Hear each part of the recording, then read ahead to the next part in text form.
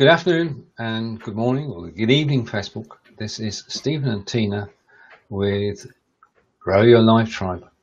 Hello, Tina. Hello, Stephen. It's okay. We've just been sharing a problem that arose this morning, which was eventually traced and tracked down and solved. And we're grateful for that. And we're just going to check that we're actually out on Facebook because today in Grow Your Life Tribe, we're actually going to be talking about Facebook groups to grow your live tribe. Now, if you are wondering why groups, then please stay around to find out, because groups are very effective, don't you think? Absolutely. In actually promoting. I'm just going to refresh the page and hopefully we'll be able to find the broadcast. Can you see it? Not yet. I'm waiting to refresh, but remember I have 16 tabs open. Right, it's saying we're live, so I'm going to scroll down.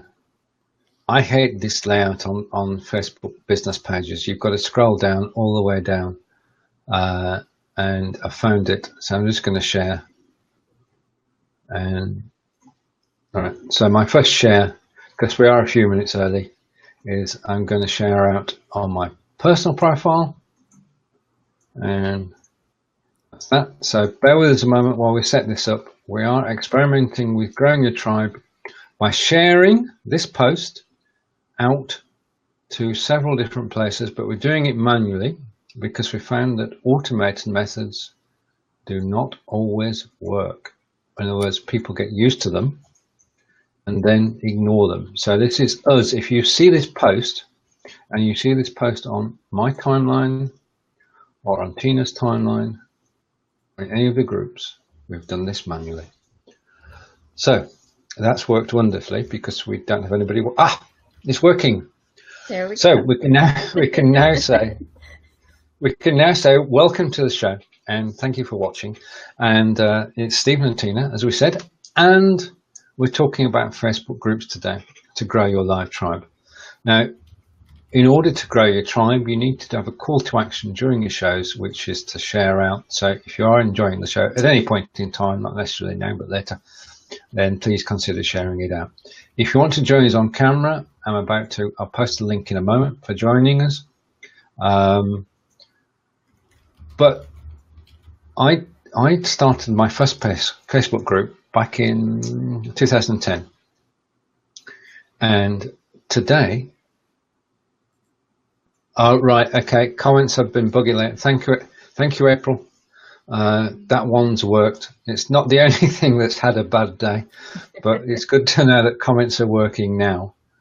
And hello to everybody in Belivers, and you can join us if you click the link that I'm just about to post as we get the show underway. And this is a link in the post. If you're following us on LVS 17 or Belivers or my profile or Tina's profile, click the link at the top which says live video and you'll come straight to us. And if you want to join in, thank you, April. April's just shared too.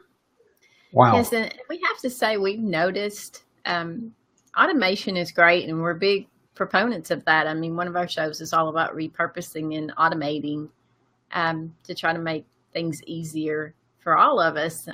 But we are noticing that although automation works to grow your audience, it seems that when you do things live and at the time of, it's more effective. So I guess you just have to decide if you want the ease of automation that is effective, but not as effective as actually going live and without scheduling and sharing out as you actually are going live. It just seems to bring a greater audience in, at least while you're live.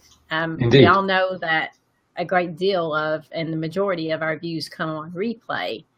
And so replay is not affected as much by this as you're live. So we're talking in terms of the people who are with you live while you're live and not so much on replay. The automation still works beautifully for replay. It just doesn't work as well as doing everything in the moment when you're live. Indeed, I mean, we are networking, so we should be really sharing personally so that people see that we actually want them to join in rather than getting I'm going to say bot there, but an automated process to do it.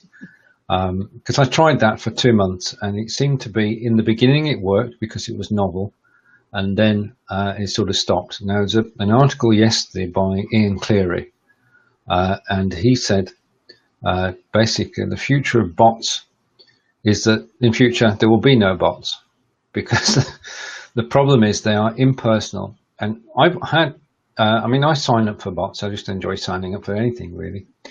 But one of the bots is very well behaved, because I only get a message once a week. It's never totally a marketing message, and it all gives me options to stop receiving the messages, to see the replay, or to catch it live. And it's a very polite bot. There's another bot which is run by another person. I'm not going to name either of them today, but it wouldn't be fair. And I signed up, and within 24 hours, I'd got 4 marketing messages. Now, that's, we'd say a bit, well, I won't actually curse, but when you have a bot, and we are talking bots at the moment before we get on the main topic, welcome to everybody who's joined us. When you're talking bots, if you give them the power of a bot, then you should use it widely. With great power comes great responsibility. Exactly. But I think what people have to keep in mind with anything with social media in general is you treat it just like you would if you were talking to someone face to face.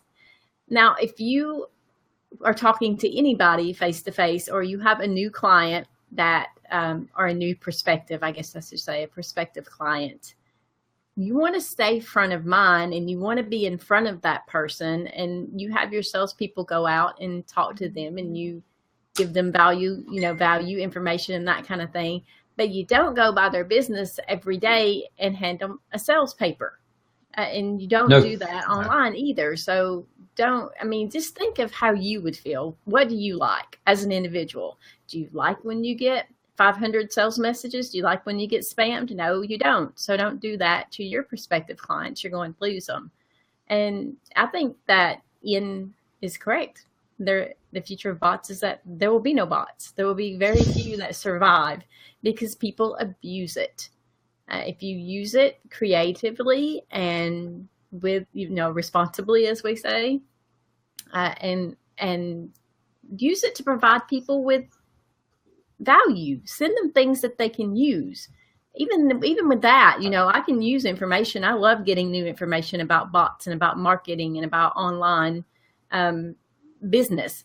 But that doesn't mean I want 50 of them a day, because I can't read 50 of them a day. So even though you're sending me something useful, if you're inundating me with it, it becomes no longer useful to me. That's it. Everything in moderation, including bot messages. We've got the one bot, haven't we, which is the ManyChat bot, which is just very friendly. And we've got the Chat Fuel as well. Mm-hmm. And those are harmless bots because they just respond when something's said. They don't actually send you a message just out of the blue. So there are good bots, but there are bots which are annoying, and no doubt we'll come back to that topic in the future. If you are watching at the moment, you can join us on camera by pressing the link, or if you're enjoying the show, please share. So back to our main topic today, because we do have a topic, and that's using Facebook groups to grow your live tribe. Now, I think this is a solid way of doing it, because when you post on your Facebook page, it's dependent on people seeing your post in their timeline, whether it's text or a photograph or a video. If they don't see it in their timeline, then they can't react. Whereas in a group, when you post in a group, it's permanent, isn't it? It is. And your groups are people who have already indicated an interest in what you're doing, or they wouldn't have joined the group. And I'll use this moment to go back to, this applies to groups as well as bots. Don't use your group just marketing messages. Indeed, because if you do that, you get the same reaction. Yes, I think marketing groups are superb for what we're doing here, which is networking. and networking with your dedicated followers, with your leads that have kind of been vetted. So when you post on Facebook in general on your business page, if you're marketing, then you're just kind of posting to everybody. It's a very mass market type of a platform. Whereas when you're posting to your group, you've already got kind of a qualified lead. These are people who are at least have an interest in what you're doing, or they wouldn't join the group. That's right. It's a shared interest, and people will join in if they know you, like you, and trust you. They will join your group, and we'll come on to that in a moment. But the first thing is to create a group, and these days to create a group, you need a friend, don't you? You can't do it on your own. You used to be able to set it up on your own, but you can't now. You've got to have at least one friend. Yeah, I think we all have that. True. But I mean, I think you should pick someone who you trust and who you would happily make an admin of the group, so that going forward, it's always easier if you've got two people involved in a group from the beginning, because then you can set the group policy and you can both moderate the group from the start. I mean, I do have groups where Angelica is just a member and she just says, right, okay, I've joined, I'm going to go do my own thing now. But there are groups where you want involvement from the people who are joining from the off. I've got a group right now that's pretty much running itself. And thank you, April, if you're watching. April's been very active in kind of keeping that rolling, because I've been just slammed lately with all kinds of things happening. And so I haven't been particularly active in my group. And we all have those times when, you know, a family emergency comes up, you're sick, work gets crazy, whatever. So it really is important to have that second person to help you to moderate your group. And if you're lucky and you get a really active group, then you can be missing. You can be MIA for a few days and people don't really notice because the group is active. And, thank you, April. I love you. April's going to go over there and post something straight away. Yeah, I mean, that's it. Start it with somebody who you know, like, and respect, and give. And the other thing on the group is the name, because if you are going for a small group, which is just friends, then the name is secondary. But if you're going to actually try and attract people in, then you've got to use a name which says what it does. Yes, and Tanya has done a good job of that. Yeah, Business Automation 101. Exactly. Say that again, because I was kind of talking. I don't know if everyone heard. Tanya's group is Business Automation 101. Yeah, so it says exactly what it is. There's no question what you're getting into when you join that group. There are some groups that kind of have, you won't know what you're getting into just from the group name. So you have to, try to find out a little bit about the group. But generally, people come to groups because they're following someone. And so they've learned about the group because they've seen Tanya and they've seen her live and they followed her for some other reason, and that has led them back to the group. So that's how most people end up with the group. But if someone's searching, and a lot of people still do search for groups. I just did a search for groups about lupus because I have lupus. So do keep that in mind when you name your group, that people will not find your group by the name if your name has nothing to do with it. So Stephen is right. Depending on the type of group and the type of atmosphere that you want to have and who you want to draw in, the name will be more or less important. How much do you put in the description? I write a short one to start with, and that's the group. I don't know, your take. Yeah, I think you just write what you need to say what it is, and it may take more depending on what the group is and what your plans are with it. So I think that just depends on the group. If you are going to have, if you want a very structured group where you have Monday is this type of message and Tuesday is that type of message, and only on Wednesday you can share this, those kind of things, and you'll want to have that very clearly written out in your group description. Some people love that and some people hate it. So make sure you kind of have that out there. But if you're just a group about, I don't know, about people who love Doctor Who and there kind of are no rules, then you don't need a long description. Agreed. Now, the next point, which if you want to start this one, because I feel strongly about this. Inviting people? But I try to invite people that I think will be interested. Sometimes I'm not sure. And depending on the interactions I've had with that person, I may or may not invite them. I don't think I've ever invited every single person I have on my list to a group, unless it was, and I don't imagine that I would, unless the group was very generic for some reason, which I don't know then why you would create a group, since you usually have a purpose for it. But yeah, I mean, I think people are okay with getting those invites. They're not very intrusive or anything. So I wouldn't be so worried that people are going to get mad and like unfriend you because you sent them a group invite, unless you're sending them 50 group invites in a week. Well, I think that's a fair point. And but there is a thing that says, my take is this: if I receive a group invite and I wake up in the morning and I find myself in 4 new groups, I look at each group and decide whether to stay or not. And if they have annoyed me, I will stop them from trying again. But I think the thing is, if you're trying to build a personal group, one of the ways that you can actually do it in terms of inviting people is targeted invites work. I'm happy with that. Use people you know. But if you're actually going to invite people that are sort of further out in your family or friends, then a personal message doesn't go amiss.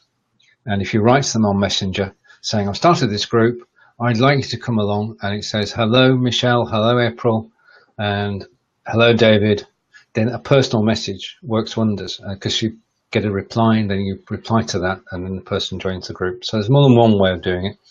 And as I say, when you've got the more contacts you have, the more invites you get.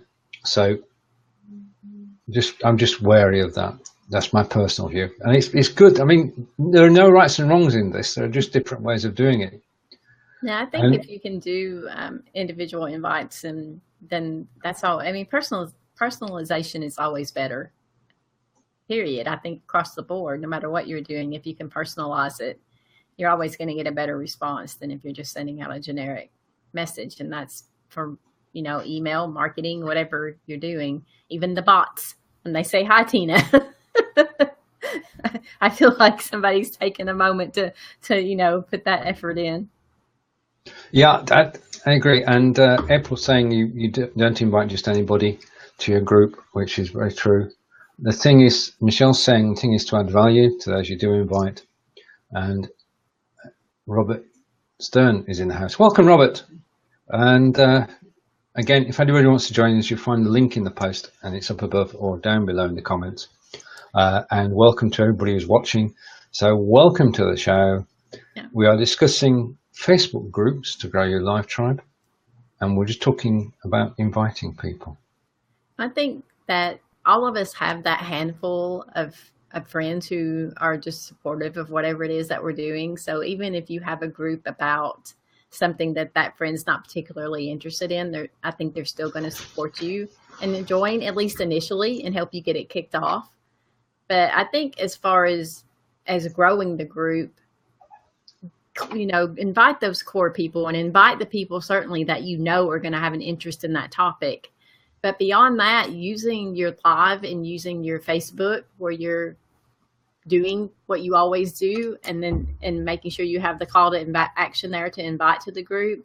Michelle and I do a show on Sundays, and that's our call to action every week now, is to join, to send us a message if you're interested in joining the group. And the group is very specific. I think having a specific topic, a niche, is going to be better for your group.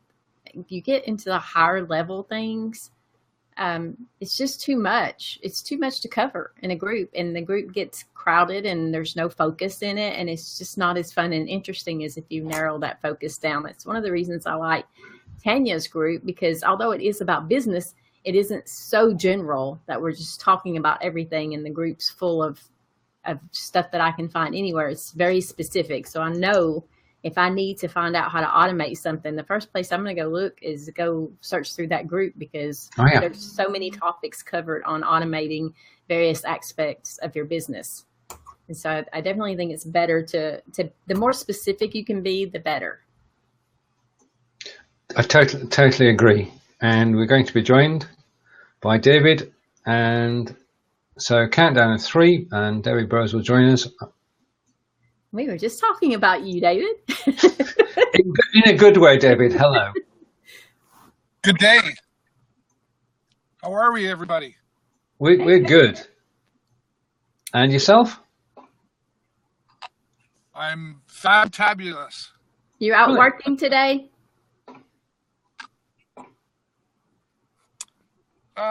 Define work. Are you doing live shows on location today?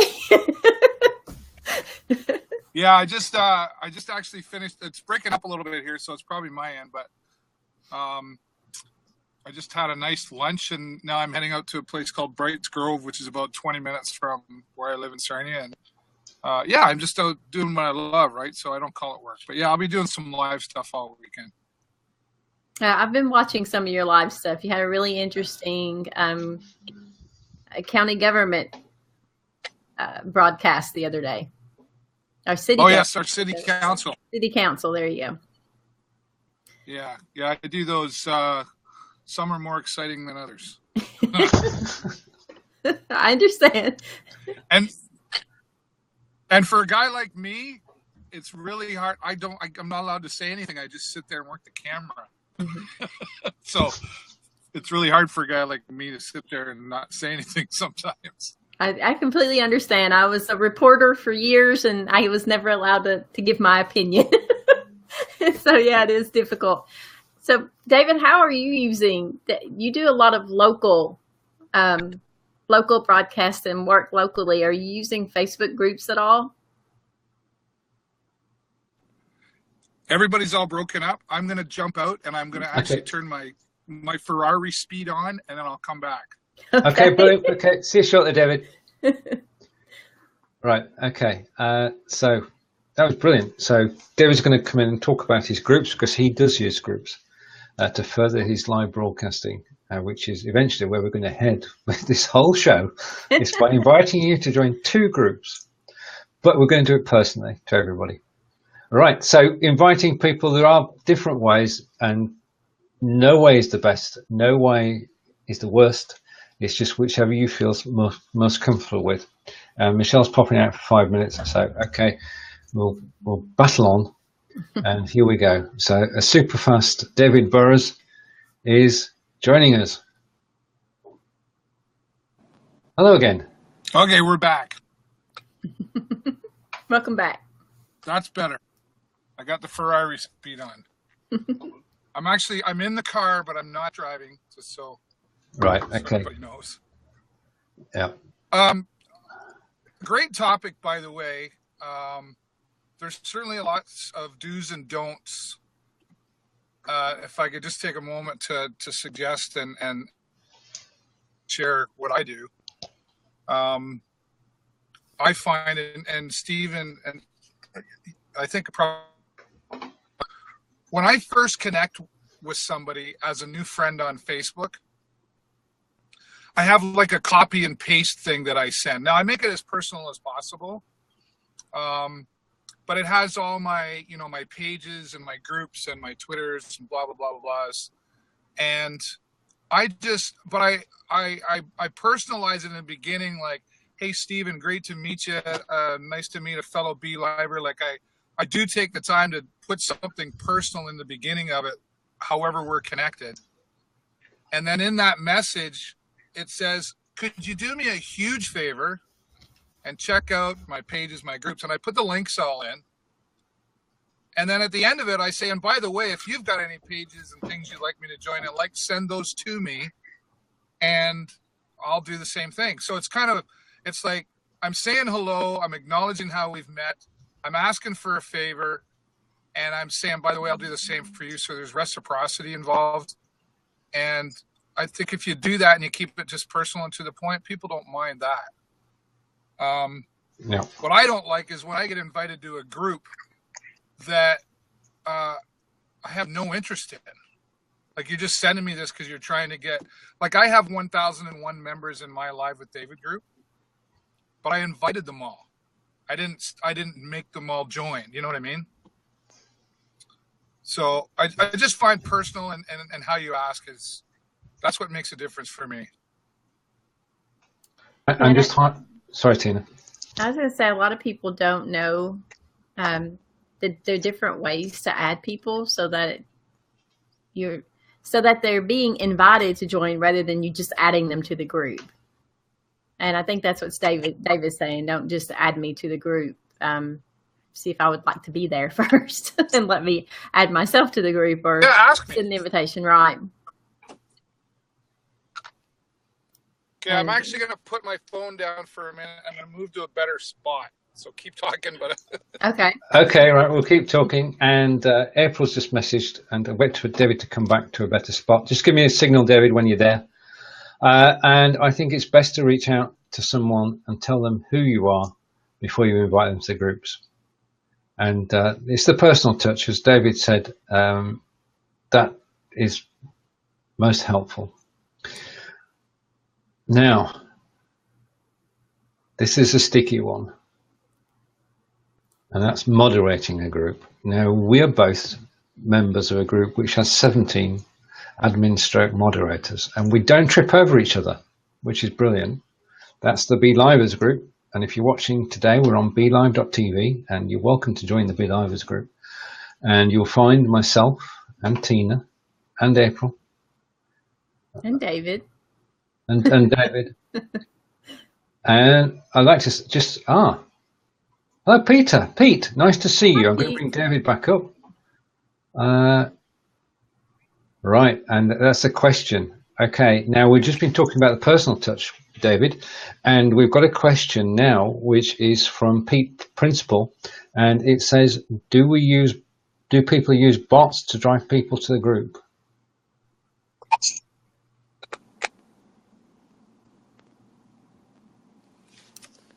Hey, you guys are still breaking up on me. I don't know if it's my end, if you can hear me, but We you can want me hear to answer you. that question, or? Yes, surely. Yeah.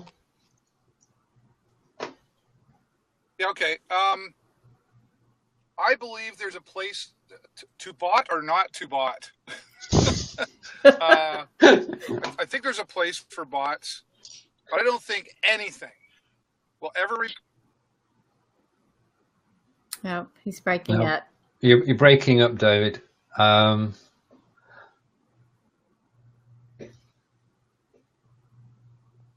Is it coming back?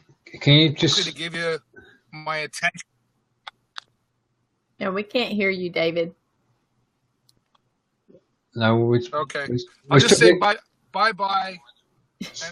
Brilliant that you could join us. Have a good day. You. I'll catch you later. Yeah, I think what he was going to say is that there's, a time and a place for bots, but that doesn't replace the personal connection and the personal touch. That's where he was going. Yeah.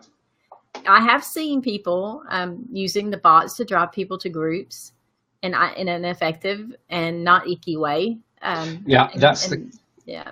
that's during live. We see people using live, and they've set up the bot so that if you're interested in the group, in the comment, write whatever the keyword is that you want them to write. If they do that, then that means they're interested, and then the bot will send them a message which asks them again, are you sure you want this information? And then it will give them what they need to be able to join the group. Yeah, and Pete's agreeing. He's saying it's all about how you do it. And it'd be good to chat with you afterwards, Pete, because you obviously know something about bots. And we always like to talk to people about bots because we're not totally against them, but we just like nice bots. We like friendly bots. We like bots where you occasionally hop in. Mm-hmm. And yes, bots that have an ethical approach. And I think we just want to give a shout out here. Well, I want to give a shout out to Molly, who uses bots very ethically, and her bots are amusing. Yeah, extremely. We should have Molly come on and talk about using bots to grow your live tribe. So That's a good idea. That's a good idea. We'll do that. We shall have Molly on a future show to talk about bots. I think he's thinking bots, not bits. Yeah. I love the typo. I will most certainly give you a shout later. And it'll probably be Friday now because it's getting later in the UK. But thank you, Pete, for the offer, and I'll definitely be in touch. And perhaps you could join us on the show as well at some point. To everybody who's watching today, we'd just like to say thank you for joining us. This is on BeLive.tv. You can join us on camera. You'll find the link above or the link below. Just join us as David did. David, like we are our mentors for BeLive in 5, who sponsor our show. Just thought I'd get that in. And on BeLive in 5, there have been some changes recently, and I think you should actually see what they are. And I just want to take, hello, Steve, to Steve Payne, hello. Now, I'm going to put this on, and I want you to say yay or nay to this. Now, Tina can't see it, so... I can see it on my other computer. All right, okay. There you are. Now, that's a frame designed by a BeLive member of staff, so we've got to be reasonably nice.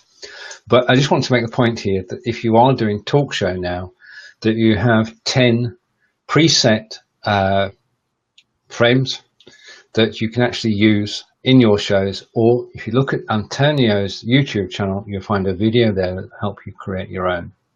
So frames are in, and you can make out marketing frames. We love Molly's frame, which has got, that's just well done. If you're ever around, catch Molly Maloney's show, because she is a pro at this. And yeah, I've seen some really great frames. I'll have to make note of some of them, of the names, so that I get them correct, and we'll talk about that another time as well. It is a good marketing tool. I've seen people actually using the frame for their call to action, and so if they have an ebook that they're giving away, their frame is actually a marketing piece driving people to the ebook. And so I've seen some really effective and nice looking frames out there. I'm not the ones that are available with BeLive, I'm not a big fan of, unless you're just doing something fun. But for business, not so much. Indeed, and it'd be good if there was a service you could subscribe to. But I love frames. They have their place, but I'm grateful for the fact that you can switch them off and switch them back on. I like the logo. I like the ability to display things on the screen as we're going along. And Josette's joined us. Hello, Josette. And Stephen's saying it's potentially usable with your own design. I mixed in with text. Yeah, I mean, as Tina's saying, she's seen some good ones. So have I too. We're going to take note of who they are, and then sort of take screenshots and share some of those. Share some of those and find out how they've actually done it, because it is a great way. I mean, we're talking until now. We've been saying, right, okay, we've come on here and said, okay, we've come for a talk, but this is about business. And as Steve says, you can actually position any of your broadcasts as a business broadcast by having the correct frames involved. Because I think it's just branding. Just think of your frame as branding.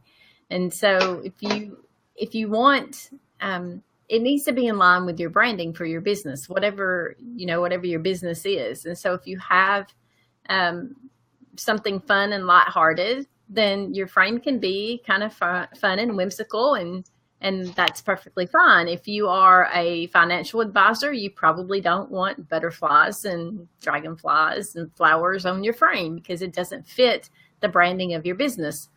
Presumably, I mean, maybe there is somebody out there that's the branding for their financial, their financial advising business, but probably not. Yeah, and Robert's saying he uses Canva to make them, and then says on the PNG can bring them in, and that's good. And I've got to admit here, I'm artistically challenged when it comes to designing anything. Well, I'd rather somebody else did it, so I'm waiting for somebody to offer, but nobody's offered yet. Coming back to David on the show. I believe the personal touch can be the people appreciate you more for doing a personal touch. I think that's true, because we've talked about starting the show personally, we've talked about sharing the show personally, we've talked about friendly bots, and we also talked about creating your own frames, which is not bad considering that our topic of the day was Facebook groups. It was Facebook groups to grow your life tribe, wasn't it, Anne? It's a good job we've got the agenda here underlined, because we can always refer back to it. Right, now, we got to moderating the group, and I've got a group that's been going 8 years now, and it's got nearly 500 people in, because we at one stage we said we'd never go over one member for each day of the year. Okay, that's how we set it up. We'd only have 365 or 366 members in the leap year. So we've not grown it. But the thing is that over the years that people have got to know each other and got close. And if anybody in the group asks for help, 10 people will put their hands up and help. It's as simple as that. So if there's any technical questions, and we've all been together for the 8 years and we're still talking to each other, which has got to be a good thing. But there is the particular group is called Prospect Networking. And it has no rules, and it's always operated without rules. There is one guiding principle, and that is mutual respect. If people respect each other, and in England we would say we've got a game called cricket, and in cricket you play the ball, not the man. So what we're saying is, if you don't get personal and you don't say anything that you wouldn't like said about you, then it sort of works. I think that's Groups are great for building community, and that can be around, a business topic, or it can actually be around a movement. And I just shared an article. If I'd known we were doing this topic this morning, I would have saved it to send to you. But I shared this article on one of the funeral home pages that I manage, because I do social media marketing for funeral homes. And it was all about how a small community of 5,000 people were able to raise almost $70,000 to support a young 12-year-old child with cancer. And the way that they were able to do that was through a Facebook group. And obviously 5,000 people aren't going to raise that much money. So with the group, they had people outside of their community that joined in and sent things for them to put into their auction that they were doing. It was just a huge amount of support, and we've seen that over and over again. And Mark Zuckerberg actually pulled some of the owners of groups in to join him at a summit, I guess, to talk about what they've done with their groups, because people have been able to achieve some really remarkable things in terms of community and giving back to the community by using Facebook groups. And I think that's brilliant. Just a point, something I didn't know the other day. I don't know if you're aware of this. Do you know that there's a Facebook group specifically for group admins? No, I didn't. See, if you're admin of a group, there is an official Facebook group for Facebook admins. So if you've got an admin question, and then you can go and ask. In other words, you were there to help the members and you answer their questions. But if you've got a question, you can go direct to Facebook and get help from them. So after the show, I will paste the link to the Facebook group admins group. And that's a very useful place to go. It's got tens of thousands of members, and it's been totally hidden. I found it by accident. And there are people in there asking questions that have baffled me for years. And yeah, there is an admin group for admins. And nobody tells you about it. You've got to find out about it. And I'll post a link later. And April's saying that Zuck needs to call her, and we all agree on that, April, because it should be net friendly. And the comments are coming in thick and fast. And Michelle's saying awesome. And welcome, Angela. Angela commented earlier. So welcome to the show, Angela. It's nice to see you. And I'm just going to find your other comment, because Angela has a group, an anxiety group for people groups, and the wide range of groups is fascinating, isn't it? It is. It's wonderful. You know, a lot of us, we get focused around business because of our particular topic here. It is about growing your live tribe. And a lot of times that leads back to business, but these groups don't have to have anything to do with business. There are personal groups, there are groups around hobbies, there are groups around fictional characters. You know, there are groups for therapy, really. For myself, like I said, I looked up groups for lupus, and you know, you can do all the searches you want in the world on Google, but if you want real answers from real people who are going through what you're going through, you can't get that from a Google search, and groups are a great way to get that. All right. Okay. Now, Steve had a question, but he's got to go. Okay. So I'll read out the question anyway, so that we've got it on record. Did you guys look into the Facebook live groups? Did you think it was worthwhile to post in there, or is it too non-business related? Right. There are live video groups, aren't there? There's one called Live Video, which is exactly what it is. And you can post in there. It's got tens of thousands of members. And I followed Marky into there because I thought, where's he sharing his posts? So I looked, and it was this group called Live Video. So I shared mine there too. Net result was that my video got 4 views. And the reason is very simple. And it's age old, is this, that if you join a group and you post, nobody will see it. If you join a group and sit and watch for a while and help people and get to know people, when you do post. So I made the mistake of just thinking I could just plonk a video in a group, and you can't work that way.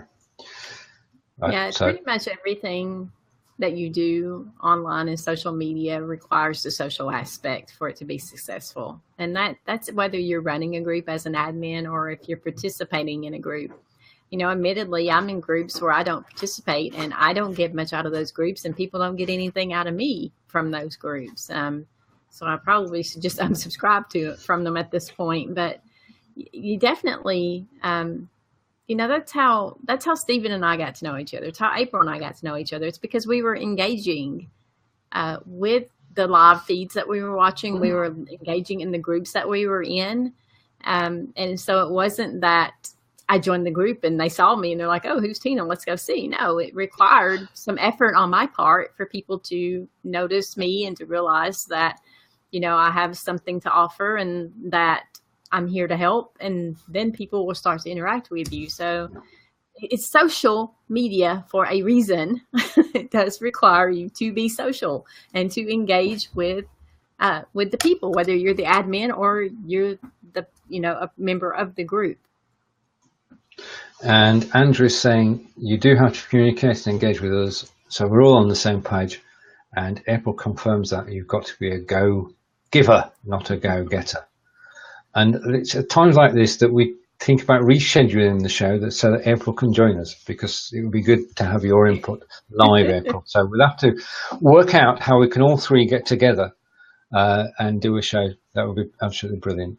Because we've got the time zones, and Tina and I are 6 hours different, and April is in between that. So and we'll generally, have to work April on that. isn't able to join us during the day because she works, but she's on sick leave right now because she has to take care of her son. Her son's care provider, normal provider for the daytime when she's at work, had to have surgery, and so she is at home, and we're getting to enjoy her a little bit more during the day.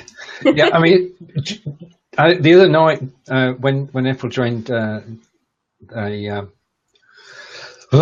Be Live Weekly, Jeff was shocked, genuinely shocked, but you could tell by his face. But I mean, it was a brilliant show Monday night, and it was good to have all three of us on there talking away. And who knows what's going to happen in the future.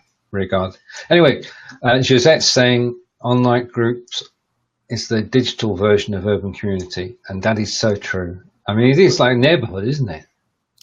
Yes, it is. And people become very, not everyone becomes close, but people really do form some pretty tight-knit relationships in there with one another. Now, That doesn't mean everybody's connected to everyone, but you do see, and you'll see it in the groups. You'll know who those people are that have made those connections, because you can see it in their communication and in the group. And the lupus group that I recently joined, I'm not known very well there yet. I've posted a couple of questions and I've responded to a few posts, but I can already see the close personal connections that are there. And just an example of that, one young lady came on and thanked another person who's on the other side of the world from her, who had sent her a care package because she had not been feeling well. And so you will see those things in the groups. Spontaneous giving, and it's basically the fundamental principle of net friending, which is networking. Well, it's just brilliant networking, but it is that if you want somebody to do something for you, you've got two ways. You can downright ask them straight away, in which case they can only say yes or no. If they don't know you, the answer is going to be no. Or you can reach out and help them first. And you'll always find that if you help somebody, when you need help, you'll get it back. And it won't necessarily be the person you gave the help to. Absolutely. But I mean, it's difficult to believe in, but it works on the basis that givers gain. Well, there is a whole community built around this called Reddit. Reddit is, you see a lot of crazy stuff come out of Reddit. There's some really weird things that come out of Reddit, but also consistently something you see in the Reddit community is giving. People are very generous and very helpful to the other members of their Reddit groups and cliques there. So I've seen some really remarkable just random acts of kindness come through Reddit and through Facebook groups. Yeah, it is. And April said she's going to send, Tina is a walking encyclopedia. And before that, I can't keep up, April. You're typing too fast. And April's going to send you a care package, which is absolutely brilliant. She always cares for me anyway. Reddit, yes. Mm-hmm. Yeah. I mean, we can't be everywhere. And from my point of view, Reddit is something that I looked at, but I'm not really concerned about. But it's a platform that, and I don't want to get us too far off Facebook, but Reddit is threaded, and it's difficult for some people to keep up with the threads and to understand how the threads work. I get it because I've been around here, it seems like eons online, and so I'm used to looking at things in that platform in that way. And I'm not an active Reddit user. I used to be a long time ago, but I no longer game, and I was part of the gamer community back then. But one of there's a secret Santa on Reddit at Christmas time. Yeah. And Bill Gates is one of the secret Santas. And so one of the most fun things every year is you look to see who got Bill Gates as the secret Santa and what he sent, because he always sends, of course, amazing gifts. But people send everything from, we saw, and they're really personalized gifts because people get to know each other there. And so one of my favorite things, aside from the Bill Gates, because like I said, those are amazing gifts, but one of my favorite things is someone got a secret Santa, and the person that they were giving to has sugar gliders. And she did a whole wardrobe of handmade clothes, crocheted for the sugar gliders. And that's what she sent to the woman for Christmas. And so it's just great. It really is a lot of fun to watch, even if you don't participate, especially around Christmas time. Brilliant. The spirit of networking. Now, where do we go? I don't know. What's on the agenda? Let's have a look at the agenda. Okay. So I suppose the next thing, because when you start a group, and you should start it with a friend, get the friend involved, and we both agreed, make it somebody you know, like, and trust, so they can become an admin too and share the load. But the next thing you've got to do, and this is the one that's magical, if you get it right, and that's creating engagement within the group.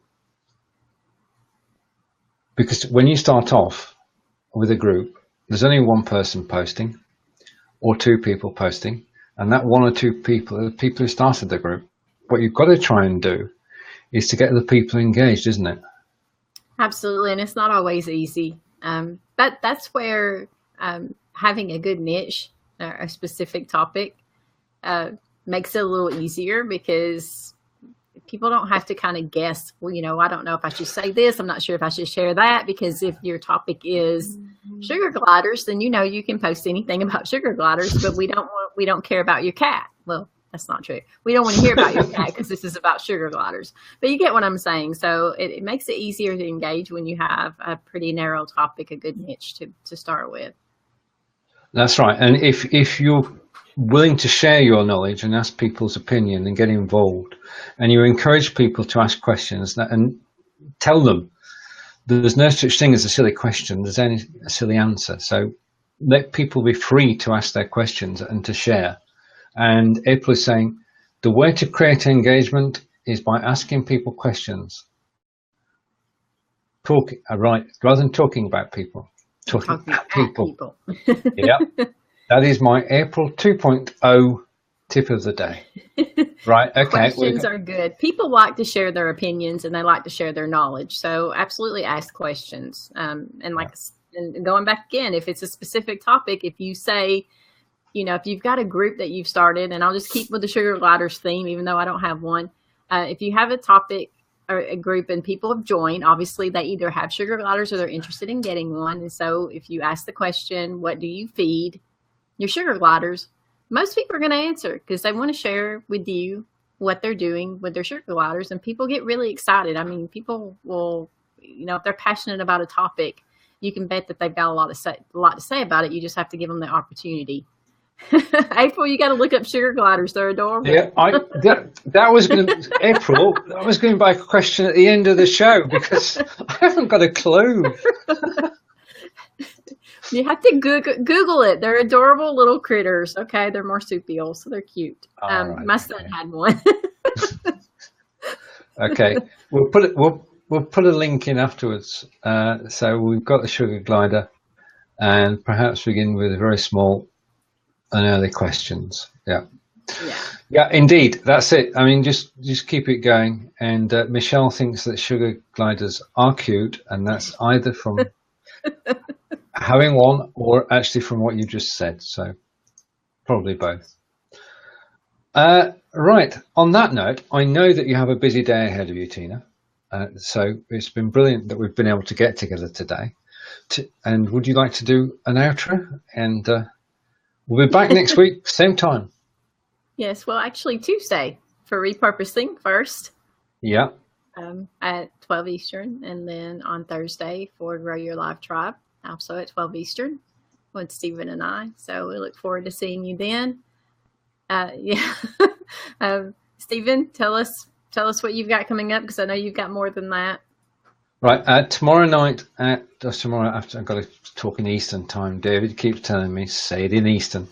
1 p.m. Eastern tomorrow is the Be Live in 5 question and answer session, where we take questions from the Be Livers group, Brigetti and myself, and we answer them.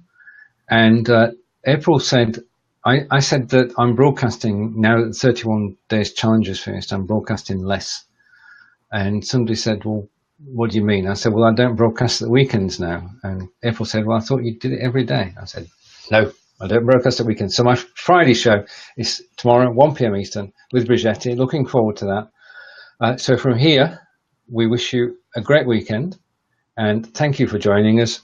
And we have to say thank you to everybody who was here today, and Gisette and Angela and Gisette again.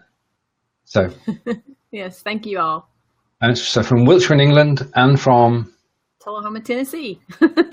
It's goodbye for now. We'll take care and we'll see you all soon. Bye. Bye-bye.